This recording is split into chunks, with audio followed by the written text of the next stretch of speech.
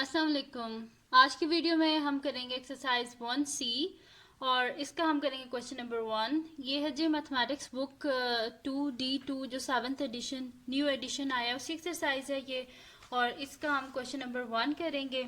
और इससे जो पिछली एक्सरसाइजेज हैं 1A और 1B वो मैं अपनी पिछली वीडियोस में कर चुकी हूँ, तो आप वहाँ से देख लीजिएगा और उनका लिंक मैं डिस्क्रिप्शन में भी दे दूँगी, आप वहाँ से देख लीजिएगा।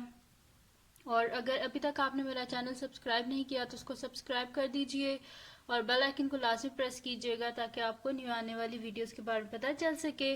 तो 1C में हमारे पास क्वेश्चन क्या है कि which of the following quantities are in inverse proportion, और उसके बाद लिखा हुआ कि state the assumptions made in each case. ठीक है, इसमें हमारे पास है क्या कि हमने बताना है कि कौन सी ऐसी इनमें से ये जो गिवन है हमारे पास इसके टोटल 5 पार्ट्स हैं कि इसमें हमने बताना है कि कौन कौन सी क्वांटिटीज जो है वो आपस में इन्वर्सली प्रोपोर्शनल है। ठीक है, वो हमने बताना है। और हमने दूसरा ये बताना है अजम्पशंस बताने की किस तरह हमने बताया कि ये आपस में इन्वर्सली प्रोपोर्शनल हैं। ठीक है, तो स्टार्ट करते हैं। लेकिन उससे पहले हमें पता होना चाहिए कि डायरेक्टली प्रोपोर्शनल क्या होता है, इन्वर्सली प्रोपोर्शनल क्या होता है। तो डायरेक्टली प्रोपोर्शनल वो होता है कि जिसमें अगर आपके पास दो क्वांटिटीज गिवन है ना, तो एक अगर इंक्रीज हो रही है तो उसके इंक्रीज होने से दूसरी चीज भी इंक्रीज हो रही हो। ठीक है, एक के इंक्रीज होने से दूसरी चीज भी अगर इंक्रीज हो रही हो तो उसे डायरेक्टली प्रोपोर्शनल कहते हैं। और इनवर्सली प्रोपोर्शनल वो होता है कि अगर एक चीज इंक्रीज हो रही है तो उसके इंक्रीज होने से दूसरी चीज डिक्रीज हो रही है। ठीक है, यानी कि दोनों एक दूसरे के ऑपोजिट होते हैं। ठीक है, तो वो क्या होते हैं, इनवर्सली प्रोपोर्शनल। और डायरेक्टली प्रोपोर्शनल में दोनों सेम ही हो रहा होता है, अगर एक इंक्रीज हो रहा है तो दूसरा भी इंक्रीज ही हो रहा होता है। ठीक है, तो फर्स्ट पार्ट हमारे पास क्या है कि the number of pencils Farhan buy and the total cost of the pencils. ठीक है, देखें अब फरहान एक लड़का है जिसने पेंसिल्स जो है वो खरीदी हैं और उसकी कॉस्ट, पेंसिल और कॉस्ट जो है इसका हमने बताना है कि क्या ये इनवर्सली प्रोपोर्शनल है या डायरेक्टली प्रोपोर्शनल है। ठीक है, तो देखें जैसे जैसे पेंसिल्स वो खरीदता जाएगा कॉस्ट क्या होती जाएगी, बढ़ती जाएगी। यानी कि जैसे जैसे पेंसिल ज्यादा होती जा रही हैं तो उसकी कीमत भी बढ़ती जा रही है। ठीक है, पेंसिल्स जो है वो सेम है ना, जैसे कि अगर एक पेंसिल वो ले रहा है तो वो 10 रुपए की है। ठीक है, तो अगर वो दो पेंसिल्स लेगा तो पेंसिल इंक्रीज हुई है ना, तो प्राइस भी क्या हो जाएगी, 10 से 20 हो जाएगी। यानी कि पेंसिल्स भी इंक्रीज हो रही हैं साथ साथ प्राइस भी इंक्रीज हो रही है। यानी कि एक चीज के इंक्रीज होने से दूसरी चीज भी साथ इंक्रीज हो रही है। ठीक है, पेंसिल अगर इंक्रीज हो रही है तो साथ साथ उसकी कॉस्ट भी इंक्रीज हो रही है। ठीक है, तो ये दोनों आपस में क्या है, डायरेक्टली प्रोपोर्शनल है, क्योंकि एक के इंक्रीज होने से दूसरी चीज भी ऑटोमेटिकली इंक्रीज हो रही है। ठीक है, तो हम यहाँ पे क्या लिखेंगे, सोल्यूशन लिख लेते हैं कि ये आपस में क्या है जी, इनवर्सली। आप यहाँ पे लिख लीजिएगा कि the number of pencils Farhan buy is directly proportional to the cost. ठीक है, मैं जस्ट डायरेक्ट लिख रही हूँ सिर्फ कि डायरेक्टली प्रोपोर्शनल है यहाँ पर। ठीक है,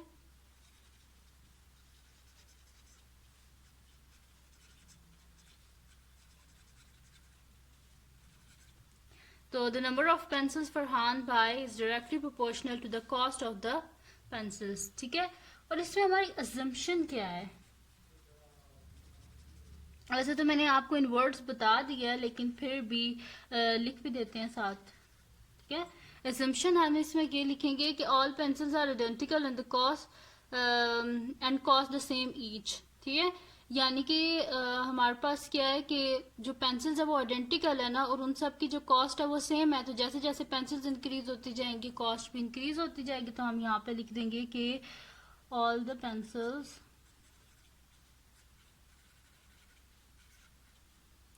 all the pencils are identical and cost the same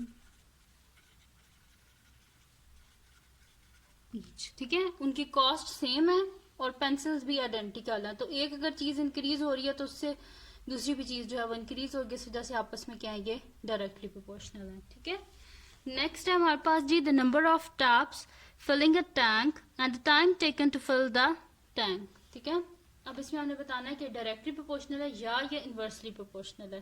तो देखिए इसमें हमारे पास बताया गया है क्या है कि द नंबर ऑफ टैप्स जो नल के नहीं होते वो। ठीक है, the number of taps filling a tank, एक टैंक को फिल कर रही हैं टैप्स, और time taken to fill the tank. देखिए जैसे जैसे टैप्स ज्यादा हो जाएंगे वहां पे नलके ज्यादा होते जाएंगे, ठीक है। अगर एक नलके से जो टैंक है वो 30 मिनट में भरता है, तो वहां पे अगर 2 नलके हो जाएंगे तो टाइम क्या हो जाएगा, 15 मिनट, ठीक है। इस तरह 3 हो जाएंगे तो और कम होता जाएगा, 5 मिनट, इस तरह मतलब कि टाइम कम होता जा रहा है, होता जा रहा है, ठीक है। तो जैसे जैसे टैप्स इंक्रीज होती जाएंगी टाइम क्या होता जाएगा, कम होता जाएगा। तो ये आपस में दोनों क्या है, एक चीज इंक्रीज हो रही है, टैप्स इंक्रीज हो रही है तो टाइम क्या हो रहा है, कम हो रहा है। तो ये आपस में क्या इन्वर्सली प्रोपोर्शनल है, क्योंकि एक चीज इंक्रीज हो रही है एक चीज डिक्रीज हो रही है। तो हम यहाँ पे लिखेंगे सोल्यूशन में कि आप लिखना the number of taps filling a tank is inversely proportional to the time taken to fill the tank, ठीक है। यहाँ पे हम लिख देंगे इनवर्सली प्रोपोर्शनल है ये,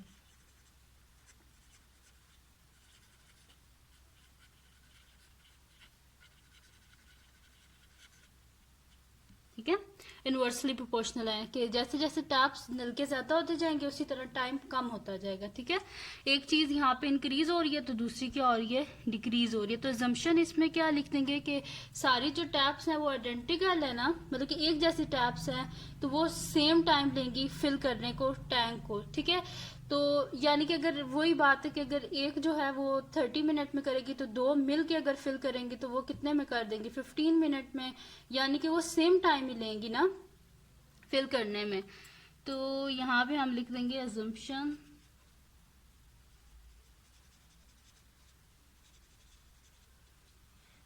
हम लिख देंगे कि ऑल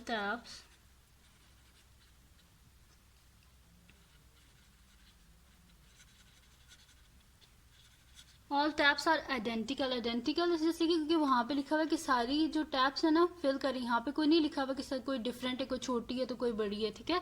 सारी एक जैसी हैं तो वो एक ही टाइम, मतलब कि जितना एक टाइम लेती है उतना ही दूसरा भी उतना ही टाइम लेगी, ठीक है। तो all taps are identical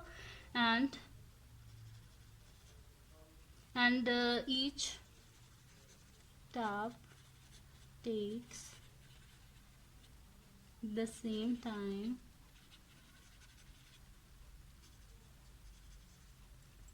at the same time to fill the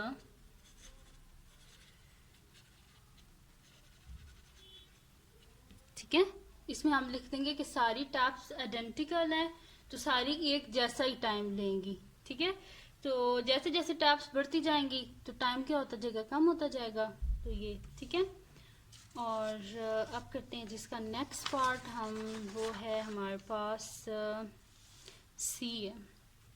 The part C है हमारे पास कि the number of men laying a road and the time taken to finish laying the road, ठीक है। कुछ मजदूर हैं, ठीक है, जो बंदे हैं, ठीक है, जो रोड को बिछा रहे हैं, बना रहे हैं, ठीक है।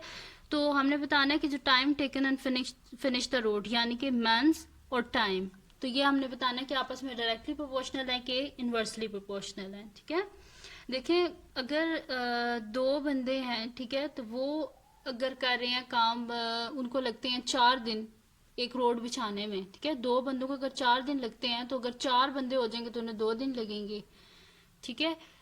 या फिर एक और इस तरह कर लें कि अगर हमारे एक अगर मजदूर है वो रोड बिछा रहा है तो उसको 2 दिन लगेंगे, ठीक है, रोड बिछाने में। तो अगर 2 मजदूर हो जाएंगे तो उन्हें कितना लग जाएगा, 1 दिन, क्योंकि वो जो है 1 दिन में काम कर लेंगे दोनों मिलके, ठीक है। तो यानी कि क्या हो रहा है कि अगर मजदूर इंक्रीज हो रहे हैं तो टाइम क्या हो रहा है, कम हो रहा है ना, ठीक है। तो बंदे अगर वर्कर ज्यादा हो जाएंगे तो काम कम हो जाएगा ना, यानी कि सॉरी टाइम कम हो जाएगा, काम उतना ही रहेगा, टाइम कम हो जाएगा, ठीक है। जैसे जैसे बंदे इंक्रीज होते जाएंगे टाइम कम लगेगा, ठीक है। जितने ज्यादा बंदे होंगे उतने वो कम टाइम में काम कर लेंगे, यानी कि अगर मैंस इंक्रीज हो रहे हैं तो टाइम क्या हो रहा है, डिक्रीज हो रहा है। एक चीज इंक्रीज हो रही है, उसके इंक्रीज होने से दूसरी चीज डिक्रीज हो रही है, तो ये आपस में क्या है, इनवर्सली प्रोपोर्शनल है, ठीक है। तो हम यहाँ पे लिख देंगे कि सोल्यूशन में लिख देंगे कि ये आपस में क्या है जी, इनवर्सली प्रोपोर्शनल है।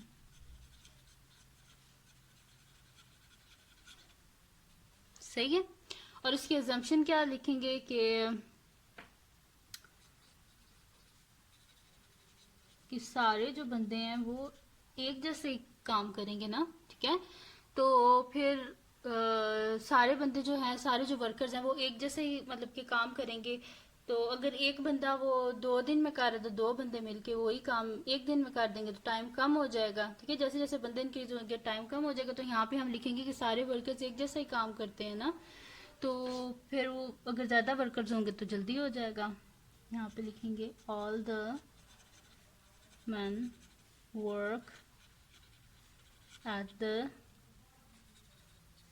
Same rate. ठीक है, हम लिखेंगे कि सारे वर्कर्स जो हैं वो मतलब कि एक तरह ही काम करेंगे ना। तो ऑल द वर्कर्स, तो हम यहाँ पे लिखेंगे all the men's work at the same rate and laying the road। ठीक है, तो जैसे जैसे वर्कर ज़्यादा होते जाएंगे टाइम कम होता जाएगा। ठीक है, तो नेक्स्ट क्या है जी, the number of cattles to be fed and amount of fodder. ठीक है, वो कह रहे हैं कि the number of cattles to be fed and the amount of fodders. Fodder वो होते हैं वो नहीं होता जो ये कैटल्स वगैरह को खिलाया जाता है घास फूस। ठीक है, वो होता है सूखा हुआ। ठीक है, तो यहाँ पे क्या है कि हमारे पास द नंबर ऑफ कैटल्स, जैसे जैसे कैटल्स ज्यादा होती जाएंगी उनको उतना ज्यादा खाना चाहिए होगा। ठीक है, कैटल ज्यादा होंगी तो खाना भी ज्यादा चाहिए। ठीक है, तो ये आपस में क्या डायरेक्टली प्रोपोर्शनल है। अगर कैटल ज्यादा होंगी तो उनको खाना भी ज्यादा चाहिए। ठीक है, तो यहाँ पे हम सोल्यूशन यानी कि आपस में क्या डायरेक्टली प्रोपोर्शनल है, एक के इंक्रीज होने से दूसरी चीज भी इंक्रीज हो रही है। ठीक है, तो सोल्यूशन में हम लिख लेते हैं,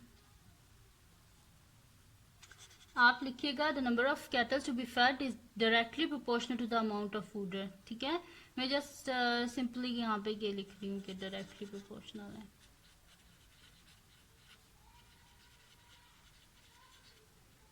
ठीक है, और अजम्पशन क्या है हमारी,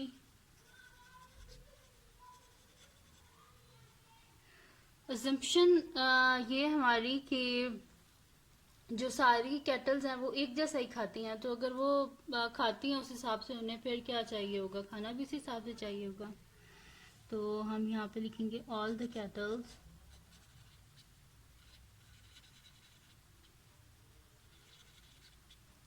eat the same amount of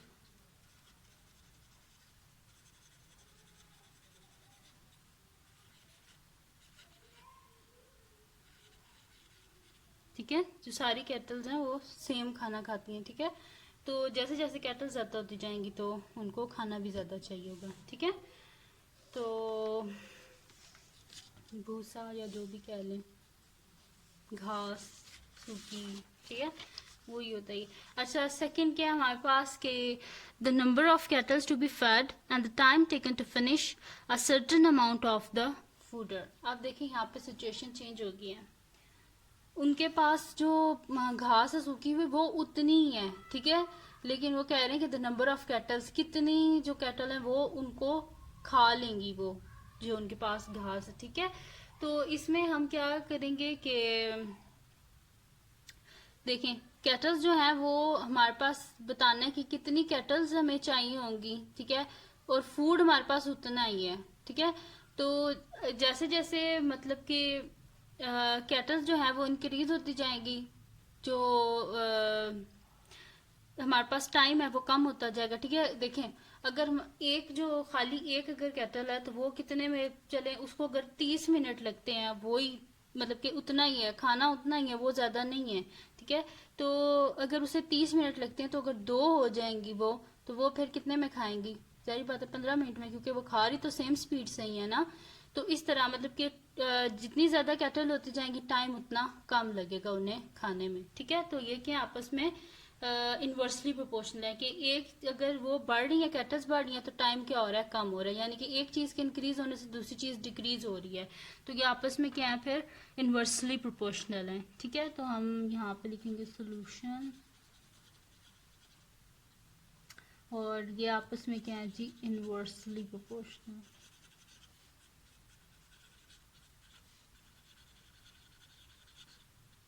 ठीक है, इन्वर्सली प्रोपोर्शनल अजम्पशन यहाँ पे हम क्या लिखेंगे कि जो सारे जो कैटल्स है ना वो सेम रेट पे ही खाते हैं ना, मतलब कि एक जैसा ही खा रहे हैं वो, तो फिर अगर वो सेम खा रहे हैं तो फिर यानी कि टाइम कम होता जाएगा। इस वजह से इन्वर्सली प्रोपोर्शनल है। यहाँ पे वैसे लिख देंगे कि all the cattle eat the fodder at the same rate। ठीक है, तो ये आपस में क्या है, इन्वर्सली प्रोपोर्शनल है। आप इसको इस तरह लिख लीजिएगा कि the number of cattles to be fed is inversely proportional to the time taken to finish the certain amount of fodder. ठीक है, तो ये थी जी आज की वीडियो जिसमें मैंने आपको एक्सरसाइज 1C का क्वेश्चन नंबर 1 कराया और उसके सारे पार्ट्स कराए हैं, क्योंकि अगर मैं फिर कुछ स्किप कर देती हूँ तो फिर आप बाद में फिर कहते हैं कि समझ नहीं आ रही, इस वजह से मैंने फिर सारे पार्ट्स करा दिए। तो बड़े इजी सी ये क्वेश्चंस हैं, आप इनको समझने की कोशिश कीजिएगा कि अगर एक चीज़ इंक्रीज़ हो रही है और उसके इंक्रीज़ होने से दूसरी चीज़ भी इंक्रीज़ हो रही है तो वो आपस में क्या डायरेक्टली प्रोपोर्शनल, और अगर एक चीज़ इंक्रीज़ हो रही है और उसके इंक्रीज़ होने से दूसरी चीज़ डिक्रीज़ हो रही है तो वो आपस में क्या है, इन्वर्सली प्रोपोर्शनल। ठीक है, अगर दोनों चीज़ें इंक्रीज़ हो रही हैं तो डायरेक्टली प्रोपोर्शनल है, और एक इंक्रीज़ हो रही है दूसरी डिक्रीज़ हो रही है तो इन्वर्सली प्रोपोर्शनल है। तो ये थी जी आज की वीडियो। अगर आपको पसंद आई हो तो इसको लाइक कीजिएगा, मेरे चैनल को सब्सक्राइब कीजिएगा और बेल आइकन को लाजमी प्रेस कीजिएगा ताकि आपको न्यू आने वाली वीडियोस के बारे में पता चल सके। और अपने फ्रेंड्स के साथ भी मेरे चैनल को शेयर कीजिएगा और उनको भी बोलेगा सब्सक्राइब कर दें, और दुआओं में याद रखिएगा। अल्लाह हाफिज़।